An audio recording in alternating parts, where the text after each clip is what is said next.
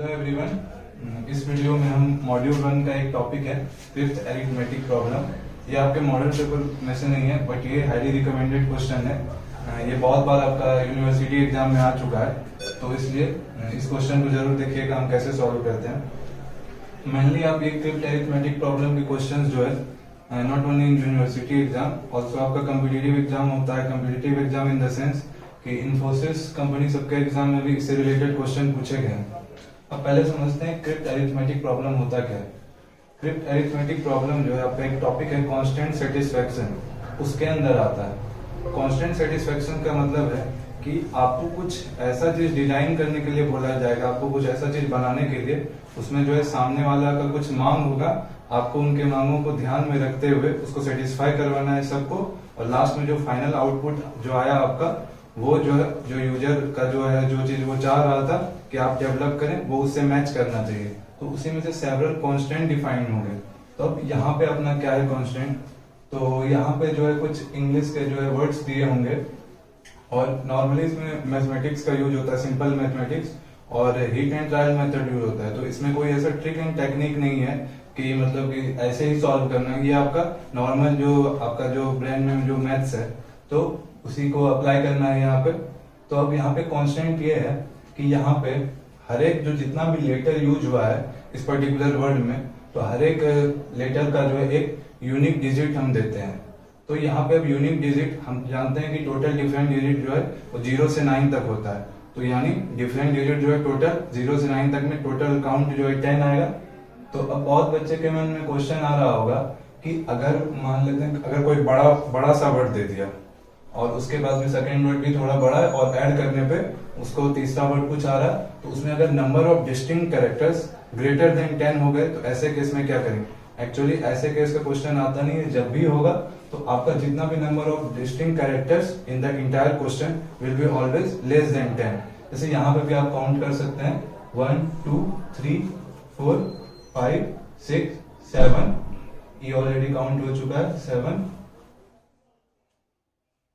I think यहाँ पे 8, total 8 characters है। तो उसी तरह से जो है हर एक क्वेश्चन में ऐसा ही होगा कि नंबर ऑफ डिस्टिंक्ट कैरेक्टर्स हमेशा लेस देन 10 होंगे। तो अब इसका कांस्टेंट क्या है इसमें कि हर एक लेटर के करस्पॉन्डिंग हमको यूनिक डिजिट असाइन करना है। फॉर एग्जांपल हम एस के करस्पॉन्डिंग जो है लेटर 0 अगर असाइन कर दिए, तो एस के करस्पॉन्डिंग डिजिट 0 असाइन कर दिए, तो ई के करस्पॉन्डिंग अब हमको 1 से लेकर के 9 तक में कोई डिजिट असाइन करना है। मतलब सेम नहीं हो सकता है दो अलग अलग लेटर्स का। तो अब इसमें प्रॉब्लम क्या है मेनली कि मान लेते हैं कि वर्स्ट केस में जो है आपका 10 डिस्टिंक्ट लेटर्स हो सकता है, और आपके लिए 10 डिस्टिंक्ट नंबर्स भी है जो डिजिट्स है 0 से लेकर के 9 तक। तो अगर आप परम्यूटेशन कॉम्बिनेशन अप्लाई करते हैं, तो अगर मतलब ऐसे मान लेते हैं कि जैसे आपके पास ये टोटल जो है ये आपके पास 10 प्लेसेस है, मान लेते हैं 10 प्लेसेस मतलब 10 आपके पास लेटर जो है दिए हुए हैं, उसको हम फिल इन द ब्लैंक से शो कर दें, और पहले जगह पे आप 0 से लेकर के 9 तक में कुछ भी लिख सकते हैं, कोई भी नंबर। तो ये 10 हो गया, फिर रिपीटिशन अलाउड नहीं है, तो ये 9 हो गया। ऐसे करते हुए जाएंगे तो ये 1 तक आएगा। इसको जब कैलकुलेट करिएगा तो ये 10 फैक्टोरियल आएगा। तो आप समझ सकते हैं 10 फैक्टोरियल कितना बड़ा नंबर होता है। तो इसका कॉम्प्लेक्सिटी बहुत ज्यादा है, और इस 10 फैक्टोरियल में से कम एक ही ऐसा आंसर होगा जो कि सही होगा। कभी कभी एक से ज्यादा भी हो जाता है, जब आपका ये बहुत छोटा होता है, मतलब नंबर ऑफ लेटर्स जब बहुत छोटा होता है, तो मे भी एक से ज्यादा आप जो है डिस्टिंक्ट डिजिट करके उसको सॉल्व करके दिखा सकते हैं। लेकिन मेनली एग्जाम में जो है नॉर्मली एक ही आंसर सबका कॉमन आंसर आता है। तो अब हम सिंपल मैथ्स के थ्रू इसको सॉल्व करेंगे, जो हमारा कॉमन सेंस करता है। तो अब समझते हैं इस प्रॉब्लम को कैसे सॉल्व करना है।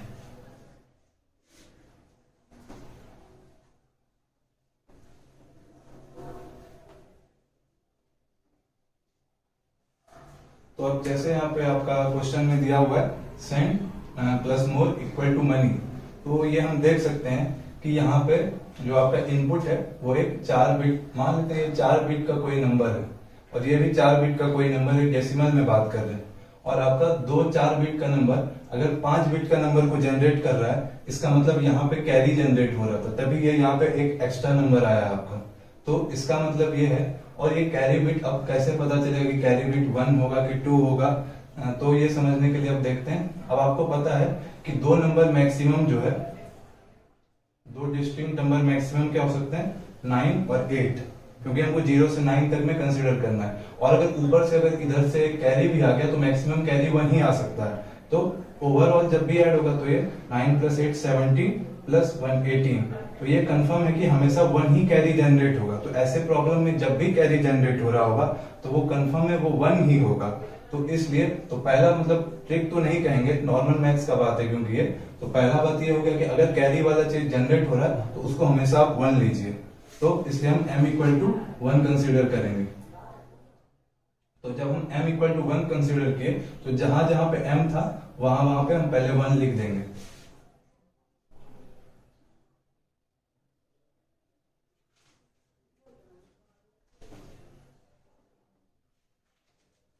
अब नॉर्मल मैथ्स लगाएंगे। अब normal maths in the sense कि जैसे आपका ये जो है s + m = ये o होना चाहिए। तो इसका मतलब ये है आपका कि ये मतलब नॉर्मल मैथ्स है इन द सेंस कि s के करस्पॉन्डिंग कोई डिजिट हम असाइन करेंगे, उसी तरह से m के करस्पॉन्डिंग कोई डिजिट। जैसे मान लेते हैं, एग्जांपल दे रहे हैं कि जैसे 1 m के लिए असाइन किए और इसके लिए हम कुछ भी मान लेते हैं 9 असाइन करेंगे, तो 9 + 1 = 10, तो o के लिए फिर वो वैल्यू 0 असाइन होगा, 1 कैरी में जाएगा। तो अब जैसे हमको पता है कि m के लिए 1 वैल्यू हम असाइन कर चुके हैं क्योंकि यहाँ पे कैरी बिट जनरेट हुआ था, अभी आपको पता है, तो m 1 है। अब देखिए यहाँ पे m 1 है और उसके बाद आपको यहाँ पे कैरी जनरेट करवाना है। तो इसका मतलब s को जो है कंफर्म है कि s को कम से कम आपका जो है या तो 8 होना चाहिए या तो 9 होना चाहिए। ऐसा हम क्यों बोल रहे हैं, देखिए आप अगर आप 8 रखिएगा तो 8 + 1 9। अगर एक और चीज देखा जाए, अगर हम कैरी भी 1 ले ले तो 8 + 1 और एक कैरी, तो 10 उस केस में आ जाएगा। लेकिन हम यहाँ पे हम क्या करते हैं कि जितने भी हम बोले आपको हिट एंड ट्रायल मेथड है, तो किसी भी तरीके से आंसर कभी आएगा भी, कभी आगे बढ़ने के बाद गलत भी होगा, तो वापस से फिर हमको जाके वैल्यू चेंज करना पड़ सकता है। तो इसीलिए हम पहले क्या करेंगे, पहले बिना कैरी के जो है हम देखते हैं। तो हम कंसीडर करते हैं कि s = 9। जब s = 9 कंसीडर करेंगे तो ये आपका 9 + 1 = 10 हो जाएगा। तो ये जब 10 हो जाएगा तो ये 1 जो आया है एक्चुअली वो आपका कैरी बिट है। तो कैरी बिट है तो ये वाला 1 जो है आपका, यही 1 यहाँ पे क्या है, और आपका ये o का वैल्यू यानी s + m = o था, तो आपका 9 + 1 = 10 होगा। तो यहाँ पे 0 असाइन हो जाएगा और यहाँ पे आपका 1 असाइन हो जाएगा, तो इसलिए o का वैल्यू 0 हो जाएगा। हम लगातार इधर बॉक्स बनाए ताकि आपको क्लैरिटी मिले और हम साथ में वैल्यू अपडेट भी करते जा रहे हैं। तो o का वैल्यू मेरा 0 हो गया। तो अब क्या करना है कि जहां पे s था वहां पे 9 लिख दिए और जहां पे o था वहां पे 0 लिख दिए। अब आगे इसी तरह से क्वेश्चन में बढ़ते हैं।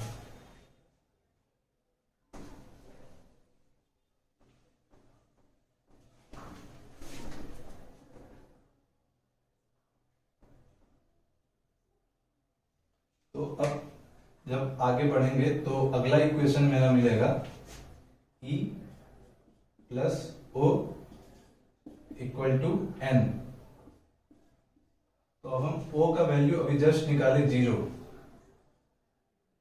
तो आप देखिए 0 + anything will give that particular number only. तो इसका मतलब ये है, ये O है और ये 0 है, तो 0 + E = n करने पे E मेरा = n आ जाएगा।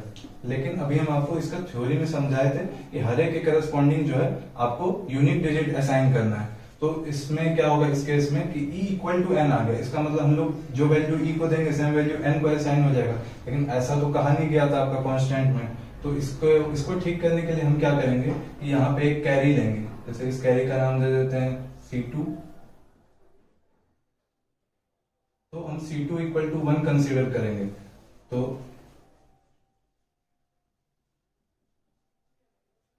अब देखते हैं, जब C2 = 1 कंसीडर करेंगे तो ये वाला इक्वेशन जो भी हम लिखे E + O = n, तो ये वाला इक्वेशन अब ऐसा दिखने लगेगा। ये बेसिक मैथ्स वाला चीज है, C2 + E + O = n। तो अब हम देखते हैं, तो O के जगह पे 0 लिख दिए, C2 के जगह पे 1 हो गया। तो अब मेरा आ गया इक्वेशन 1 प्लस ये 0 था तो 1 प्लस 0 1 हो गया, 1 plus E equal to N. तो अब ये मेरा एक इक्वेशन बन गया।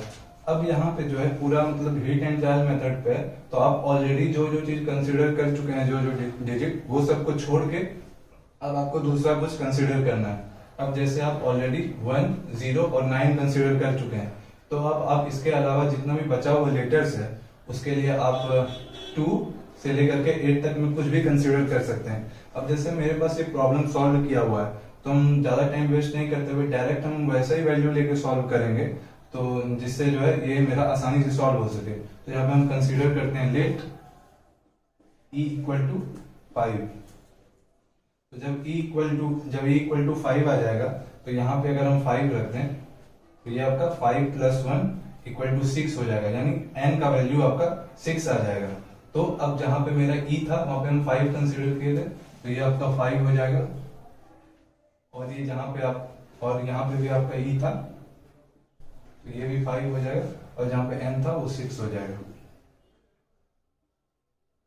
एग्जाम में भी आपको ऐसे, क्योंकि सेम क्वेश्चन तो आना नहीं है, आ भी सकता है नहीं भी आ सकता है, तो यहाँ पे वेरी करेगा, तो इसी तरह से आपको हीट एंड ट्रायल अप्रोच लगाना ही पड़ेगा। वहां पे भी आपको कुछ ना कुछ value at a time consider करना पड़ेगा, और मे भी आप आगे की तरफ जब बढ़ेंगे तो मे भी आप करेक्ट आंसर तक पहुंच सके, और मे भी अगर गलत भी होगा तो फिर उस वैल्यू को काट करके जहां से आपका गलती हुआ था जो कंसीडर करने की वजह से, उसको चेंज करेंगे, फिर कोई जो दूसरा बचा हुआ डिजिट है उसमें से कुछ असाइन करके देखेंगे।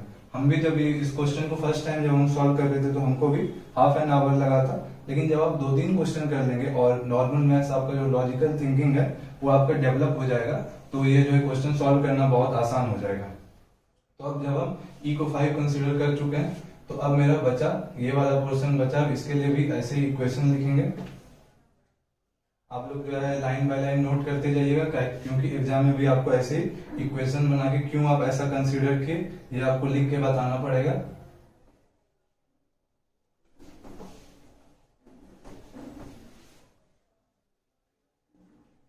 तो अब देखते हैं, अब आपका n plus are equal to भी e होगा।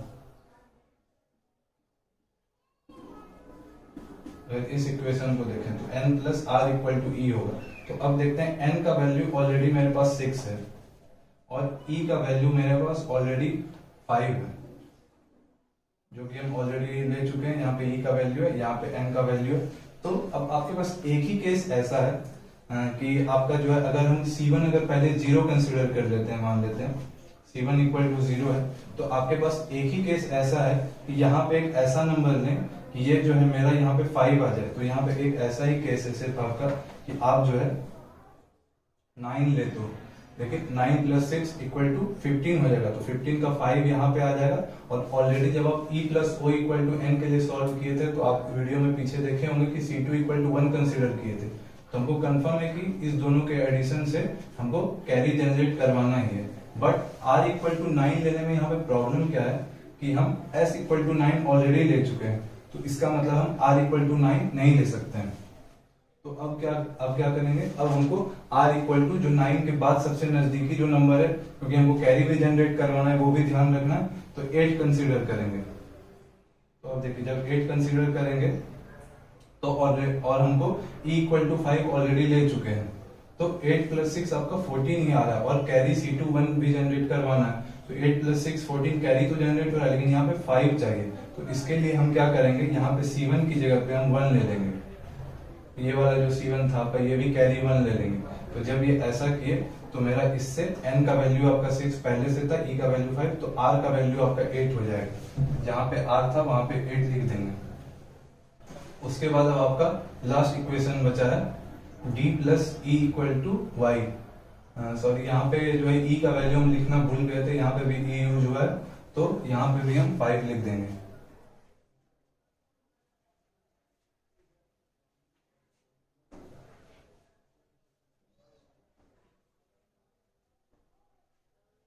अब जो मेरा लास्ट इक्वेशन होगा वो होगा d plus E equal to Y. तो अब देखते हैं, अब d प्लस ई, तो e का वैल्यू हमको पता है कितना है, 5 है, ठीक है। तो अब एक और चीज नोटिस कीजिए, अभी हम जस्ट बताए कि c1 इक्वल टू 1 हम कंसीडर किए थे, यानी इसका मतलब, और सी नॉट इक्वल टू कन्फर्म है कि 0 होगा, क्योंकि जब आप एडिशन कर रहे होते हैं तो स्टार्टिंग में जो आपका ये जो बिट है तो इसके राइट साइड में जो है कुछ नहीं है वैल्यू, तो आप क्या ऐड करिएगा, जो कैरी यहाँ पे क्रिएट होगा, तो ऐसा आपके पास कुछ है नहीं, तो इस वजह से जो है सी नॉट का वैल्यू तो हमेशा 0 ही होगा। अब सी नॉट का वैल्यू 0 हो गया। हम C1 इक्वल टू 1 कंसिडर किए थे अभी जस्ट जब सॉल्व कर रहे थे n plus are equal to e के लिए, तो C1 इक्वल टू 1 कंसिडर किए थे। तो अब हमको C1 इक्वल टू 1 लाना है, यानी इस दोनों का जो सम होगा वो ग्रेटर देन और इक्वल टू 10 होना चाहिए, तभी जो है मेरा यहाँ पे carry C1 equal to 1 generate हो पाएगा। इसका मतलब ये है कि D plus E should be greater than equal to 10।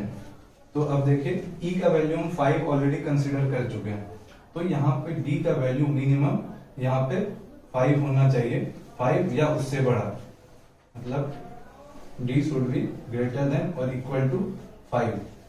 अब समझते हैं, अब एक एक वैल्यू, और फिर से हिट एंड ट्रायल अप्रोच हम लगाएंगे, यानी D का वैल्यू 5, 6, 7, 8, 9 हो सकता है। तो अब हम जब D का वैल्यू 5, तो 5 तो हम ले ही नहीं सकते क्योंकि E ऑलरेडी हम 5 ले चुके हैं, तो इसलिए इसको कंडीशन और थोड़ा छोटा हो जाएगा, D इज ग्रेटर देन 5, मतलब D 6, 7, 8, 9।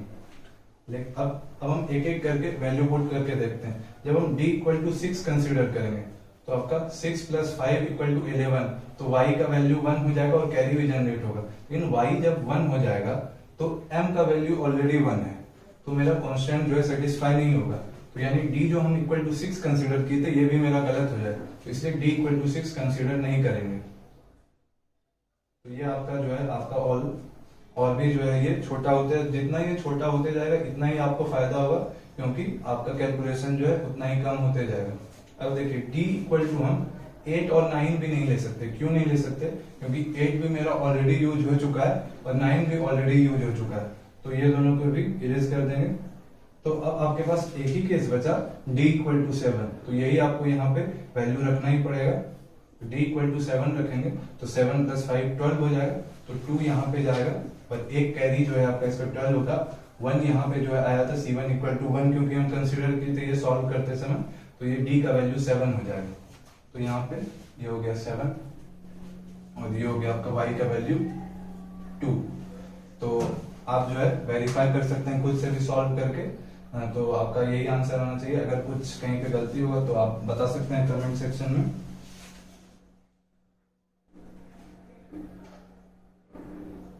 तो अब एग्जाम में क्या है कि एग्जाम में कोई जरूरी नहीं है कि सेम प्रॉब्लम आएगा, ऑलरेडी ये आपका टेक्स्ट बुक का ही एक क्वेश्चन है और इसके अलावा भी 2-3 क्वेश्चन, 2 क्वेश्चन और हैं इसके अलावा टेक्स्ट बुक में दिए हुए, वो भी हम सॉल्व कर देंगे इसके बाद वाले वीडियो में। तो उसमें आपका जैसे cross plus roads equal to danger और कुछ something like Gerald plus Harold equal to Robert, तो वो दोनों भी इंपॉर्टेंट है, वो दोनों भी सॉल्व कर देंगे। तो इसमें जो है आपको समझने लायक ये चीज है कि नॉर्मल बेसिक जो मैथ्स था वही यहाँ पे अप्लाई होगा। मे भी बहुत बच्चों के लिए डिफिकल्ट हो सकता है, लेकिन ये ऐसे ही सॉल्व होगा। 2-3 क्वेश्चन, मतलब वो जो 3 क्वेश्चन है उसमें से हाई पॉसिबिलिटी है उसका आने का कि उसी 3 में से आ सकता है। लेकिन वर्स्ट केस में मान लीजिए अगर क्वेश्चन डिफिकल्ट है तो मान लेते हैं आपसे नहीं बना, तो अगर आपको बनाने में दिक्कत होगा तो सबके लिए वो क्वेश्चन डिफिकल्ट ही आएगा जब भी आएगा एग्जाम में ऐसा। लेकिन एग्जाम में ऐसा होना नहीं चाहिए। अब बहुत बच्चों को अब जो है लग रहा होगा कि इसका कोई दूसरा तरीका है क्या नहीं। एक्चुअली दूसरा तरीका नहीं है, बस यही तरीका है। और अगर आप चाहें तो इसको ऐसे फोन नंबर जो है आप याद करके जा सकते हैं एग्जाम में, कि आप अगर ये बॉक्स अगर याद कर लेते हैं एज ए फोन नंबर तो आप एग्जाम में भी लिख सकते हैं। और बीच में, क्योंकि अगर आपको ये डिजिट पता चल जाएगा किसके करस्पॉन्डिंग क्या था, तो बीच का स्टेप तो नॉर्मल मैथ्स है तो वो आप ऑटोमेटिकली कर सकते हैं। लेकिन हम ऐसा प्रीफर करेंगे कि ऐसा आप रट के नहीं चाहिए, क्योंकि अगर एग्जाम में न्यू प्रॉब्लम आ गया तो दिक्कत हो सकता है। तो इसीलिए एक प्रॉब्लम और सॉल्व करेंगे इसके अगले वीडियो में, तो आपको और क्लैरिटी मिलेगा। और एग्जाम में अगर नया क्वेश्चन भी आया तो आपको सेम अप्रोच लगाना है। मे भी जल्दी सॉल्व हो जाए, नहीं भी होगा तो डिफिकल्ट आएगा तो सबके लिए फिर डिफिकल्ट होगा, और इजी आएगा तो फिर आपसे तो बनना ही है। Thank you.